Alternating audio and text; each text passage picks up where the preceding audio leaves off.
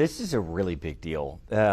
It was a couple of months ago. I was out at one of our test ranges, and what I heard was that industry, on average, was having to wait between 12 and 18 months sometimes from the moment they wanted to get on our test range until we could give them access. And fundamentally, the problem with this is, if you think of these innovative companies, if you think of the primes, everyone needs to be able to test their product, and they need to be able to learn from that. And the innovation loop that comes from actually using your thing in the real world makes all the difference. And so when we slow things down in the innovation loop by 12 or 18 months at a time, that is just bad for soldiers, it's bad for taxpayers, and it's bad for companies. And so what we're announcing today is basically a new front door to access all of the U.S. Army's, or many of the U.S. Army's ranges. We're layering in international partners. We're going to give concierge access, and we are going to aspire to get these companies onto our range within 30 days every single time. So then after they're on that range, I think a lot of these companies are probably wondering, how quickly can they get into business with the U.S. Army? If you like what you see, how do those purchases work from there? What sort of timeline are you eyeing for that? So under President Trump, what we've been able to do is we've been able to reallocate dollars we already had. And so we created almost a $750 million venture-like model that has allowed us to get industry on contract sometimes in under 30 days. That is unbelievable. I mean, I think if you looked historically, the fastest time I had heard anyone ever reference was like 9 months, but on average it could be up to 2 years sometimes. And so our commitment to industry is, we know that they need dollars from the U.S. Army in order to continue their innovation. We know that if we're asking them to come out and spend time with soldiers, get their products in the dirt and the mud, and to innovate, we have got to be there for them on the other side with actual hard dollars. How are current conflicts highlighting the need for initiatives like this and for the U.S. Army to scale? Is there a new urgency here? I think if you look at what's occurring in Ukraine, they have this existential risk to their nation that allows them to innovate very quickly. You would never want to have that risk as a nation. So what we're trying to do is synthetically create the conditions for innovation that can get as close to matching that environment as possible. And so one of the things we're doing here at Camp Grayling in September is we're creating an electronic warfare and a EW environment that is as close to what Ukraine has as we can create. We're inviting in small, medium, and large businesses from across our country. We're having soldiers come down, and we are trying to empower these incredible American innovators to do what they do best, which is to out-innovate the rest of the world.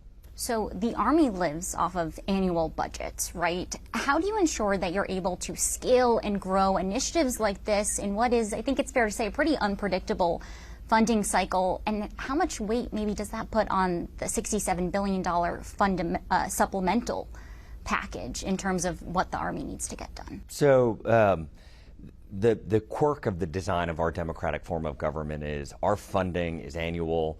It is oftentimes continuing resolutions, which means we can't do new starts on our spending, and that is full stop bad for soldiers. That is bad for our national security, and we must as a nation fix it.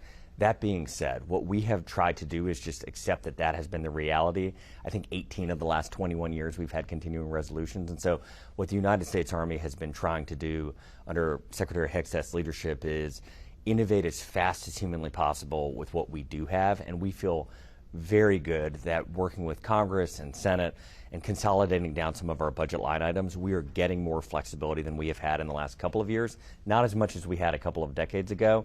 And we are taking that and earning back the trust of Congress to give us even more going forward. But is that putting any more weight on the supplemental funding request, the $67 billion?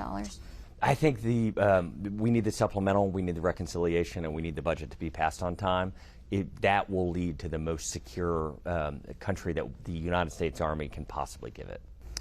So today is a lot about these low-cost interceptors, drones, counter-drones. Can you talk to me about how you assess what that mix should look like when it comes to the higher-end interceptors in U.S. stockpiles? So one of the big takeaways from Ukraine is that the very first thing you must do is create a data layer. And what you want in your data layer is you want as many sensors and radars as humanly possible, and you want them to be able to fuse into tracks. And so practically what that means is you want to be able to give yourself and your allies as much warning as humanly possible. And so what the United States Army has been focused on in the last couple of months is what we're calling Operation Jailbreak, which is basically we have said we are no longer going to allow any sensor, any radar, any piece of equipment that we own to have data that is siloed. All of it is getting broken out, and all of it through APIs and SDKs is going to be able to share the data and receive data or actions. That is step one. Every new thing we're buying is already open source, so we're good. So once we have this data layer, and anywhere American soldiers exist, we want that data layer to be as robust as humanly possible.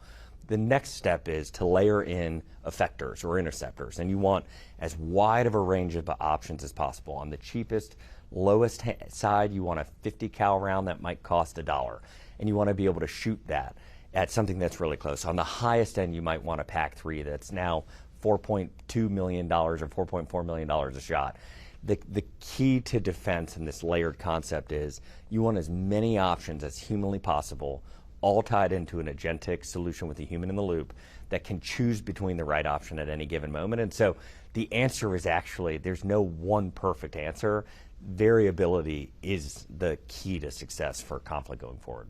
In the final minute that I have you, how much will initiatives like today compress timelines? Can you give us any context on how many years you're looking at when it comes to the Army building up these stockpiles?